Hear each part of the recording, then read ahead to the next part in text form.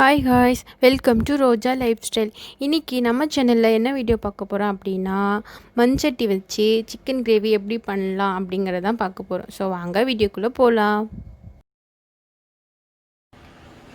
இப்போது இந்த chicken gravy பண்ணுறதுக்கு வந்து இன்க்ரீடியன்ஸ் வந்து பார்த்திங்கன்னா, ஒரு பெரிய சைஸ் வெங்காயம், 2 மீடியம் சைஸ் தக்காளி, 1 ஸ்பூன் இஞ்சி பூண்டு பேஸ்ட்டு, கொஞ்சம் கருவேப்பிலை, கார்னிஷ்க்கு கொத்தமல்லி, 3 கிராம்பு, 1 துண்டு பட்டை, 1 பிரிஞ்சி இலை, 4 டேபிள் ஸ்பூன் மிளகாத்தூள், 1 ஸ்பூன் சிக்கன் மசாலா. மிளகாத்தூள் வந்து காரத்துக்கு தேவையான மாதிரி போட்டுக்கலாம். அப்புறம் நான் வந்து 250 கிராம் சிக்கன் எடுத்திருக்கேன். இப்போ வந்து மண்சட்டி எடுத்துட்டு கேஸ் ஆன் பண்ணி பற்ற வச்சுக்கலாம். சட்டி வந்து சூடாகிற வரைக்கும் கொஞ்சம் மீடியமாக வச்சுக்கலாம், ஏன்னா ரொம்ப ஹீட்டான சட்டி இதுவாகிடும். ஸோ அது நல்லா காயட்டும். இப்போ சட்டி காஞ்ச உடனே இதில் வந்து 2 ஸ்பூன் வந்து ஆயில் விட்டுக்கலாம். இப்போ எண்ணெய் காஞ்சிடுச்சு. காஞ்ச உடனே நம்ம எடுத்து வச்சுருக்க இந்த பட்டை, பிரிஞ்சி இலை, கிராம்பு எல்லாம் போட்டுடலாம். இது ப்ரௌன் ஆனதுக்கப்புறமா நம்ம எடுத்து வச்சுருக்க ஆனியன் வந்து ஒன்று சேர்த்துக்கலாம்.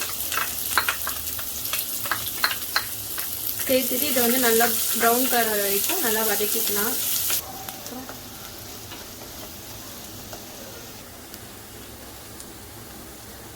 இப்போது இந்த மாதிரி நல்லா ப்ரௌன் கலரில் வதக்கினதுக்கப்புறமா இப்போ நம்ம இதை எடுத்து வச்சுருக்க இஞ்சி பூண்டு பேஸ்ட் வந்து ஆட் பண்ணிக்கலாம்.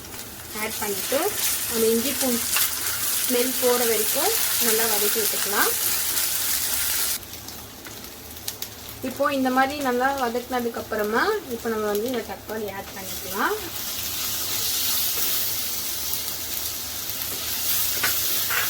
தக்காளி ஆட் பண்ணிவிட்டு இப்போது இது கூடயே வந்து உப்பு 1 ஸ்பூன் ஆட் பண்ணிக்கலாம். இந்த தக்காளி கூட உப்பு ஆட் பண்ணிட்டோம்னா தக்காளி வந்து சீக்கிரமாக வந்து நல்லா மேஷ் ஆகிடும்.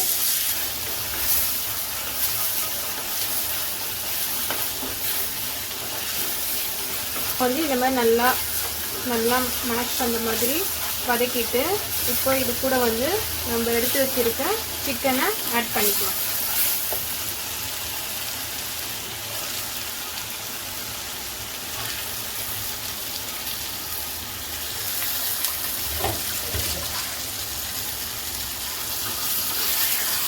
ஆட் பண்ணிவிட்டு நல்லா வந்து ஒரு 5 மினிட்ஸ் வந்து நல்லா இதை அப்படியே வேக விடலாம். நல்லா கிளறி விட்டுட்டு ஒரு 5 மினிட்ஸ் மட்டும். இப்போது நல்லா 5 மினிட்ஸ் வதக்கியாச்சு. இப்போது இதில் வந்து உங்களோட மிளகாய் தூள் ஆட் பண்ணிக்கலாம். 4 டேபிள் ஸ்பூன் மிளகாய் தூள் ஆட் பண்ணி நல்லா வந்து இதில் மிக்ஸ் பண்ணி விட்டுடலாம்.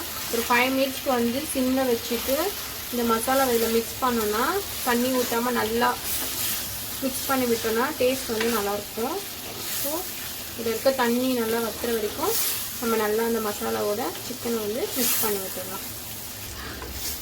இப்போது இது நல்லா வதங்கினதுக்கப்புறமா இதில் வந்து 2 டம்ளர் தண்ணி ஆட் பண்ணிக்கலாம். சிக்கன் நல்லா வேகிற வரைக்கும் தண்ணி ஆட் பண்ணிக்கலாம்.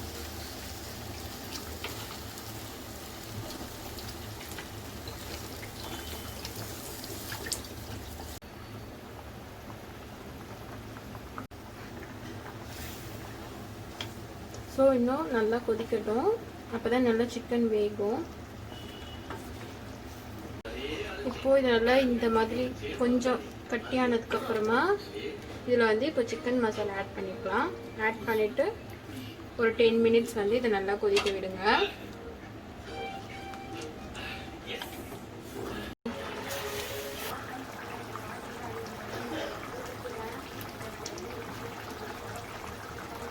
இப்போது இது நல்லா இன்னும் கிரேவின்றதுனால இன்னும் கொஞ்சம் நல்லா கட்டியாகட்டும். சிக்கன்லாம் ஆல்மோஸ்ட் வெந்துடுச்சு. இன்னும் ஒரு 5 மினிட்ஸ் இருந்தால் கட்டியாயிடும். இப்போது இந்த மாதிரி நல்லா கிரேவி ஆனதுக்கப்புறமா இதை சும்மா கொஞ்சம் பெப்பர் தூள் மட்டும் கொஞ்சம் லைட்டாக ஒரு 1/2 ஸ்பூன் நல்லா மேலே தூவி விட்டுட்டு அதை நல்லா மிக்ஸ் பண்ணிவிட்டு ஒரு 2 மினிட்ஸ் மட்டும் கொதிக்க விடுங்க. நம்ம சிக்கன் வெந்துடுச்சான்னு பார்த்துருவோம். ஒரு சிக்கன் பீஸ் எடுத்துகிட்டு நல்லா இதை வச்சு பார்த்தீங்கன்னா சிக்கன் பீஸ் வந்து நல்லா வெந்துடுச்சு. இப்போது இதை நல்லா கிளறிட்டு நல்லா இப்போ நமக்கு கட்டி கிரேவி மாதிரி ஆகிடுச்சு. இப்போது இது மேலே வந்து நல்லா கொத்தமல்லி தூவி விட்டுட்டு கேஸ் ஆஃப் பண்ணிட்டா நம்மளோட சிக்கன் கிரேவி ரெடி. இப்போ வந்து இது ஒரு பவுலில் நம்ம மாற்றிக்கலாம்.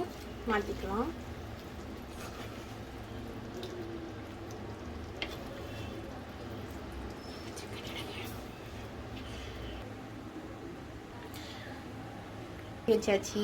இப்போது நம்மளோட டேஸ்டான சிக்கன் கிரேவி ரெடி.